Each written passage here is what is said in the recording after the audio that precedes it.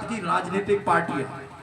अगर किसी general category वाले पर, ओबीसी वाले पर वो एससी एक्ट लगवाने का काम करती हैं, झूठा एससी एक्ट लगवाने का काम करती हैं, तो उनको रोकने का भी काम स्वराज भारतीय न्याय पार्टी करेगी। किसी का दमन नहीं होने देगी, किसी का शोषण नहीं होने देगी।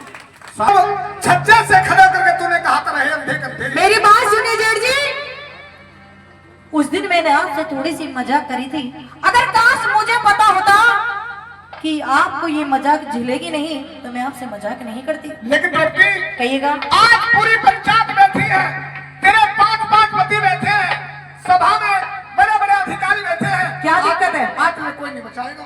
यानी कि मर्दों की पंचायत में नंगन नचाओगे? मैं कुछ कहना चाहता हूँ। कुछ शर्म करो शर्म, और कुछ तुम कहोगे। मेरी भी बात सुन लेना। आइए क्या बताया?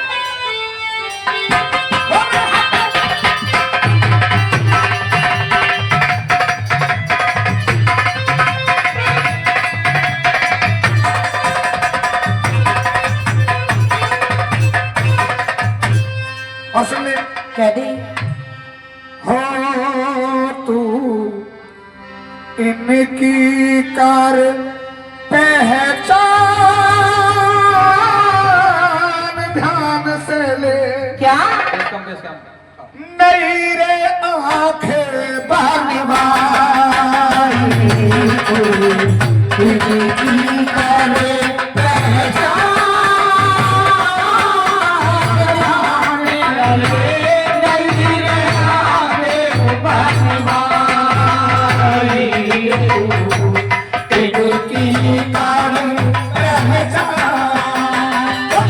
स्वराज भारतीय न्याय पार्टी अनिवार्य शिक्षा पर काम करती है, युवाओं के रोजगार पर काम करती है, भ्रष्टाचार मुक्त लोकतंत्र पर काम करती है और उत्तम स्वास्थ्य सेवा पर काम करती है और चौधरी चरण सिंह जी के सिद्धांत पर काम करती है, सर छोटू राम जी के सिद्धांत पर काम करती है।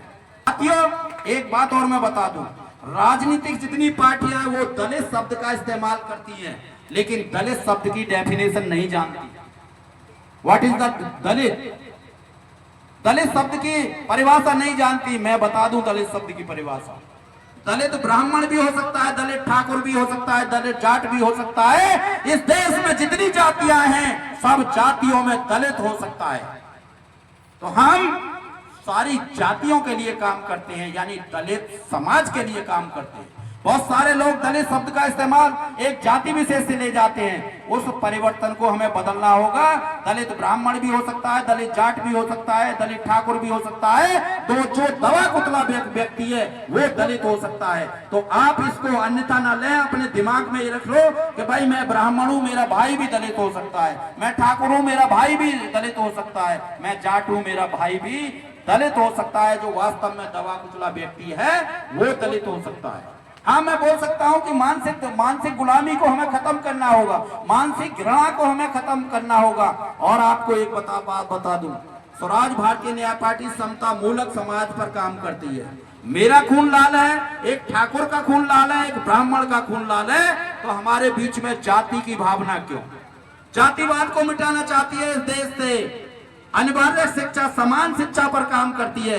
तो मैंने इस पार्टी के बारे में आपको विस्तार से समझा दिया है। उसके बाद भी अगर किसी व्यक्ति विशेष को समझने की जरूरत है तो आप मेरा कांटेक्ट पे पूरन प्रधान जी से ले लो, रामदास जी से ले लो, दिनेश जी से ले लो, संपर्क कर सकते हैं। और जो व्यक्ति इस लड़ाई में अपनी आहुति देना चाहे, इस पार्टी का पदाधिकारी बनना चाहे, वो व्यक्ति बन सकता है।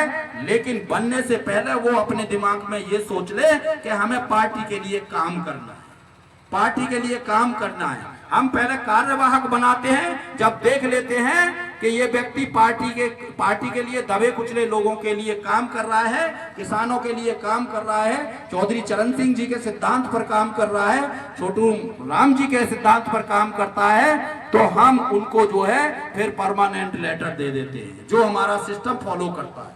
तो इसलिए साथियों, मेरा आपसे निवेदन है, जो स्वराज भारतीय न्याय पार्टी का पदाधिकारी बनना चाहे, मेंबर बनना चाहे, वो बन सकते हैं, उनका स्वागत है। लास्ट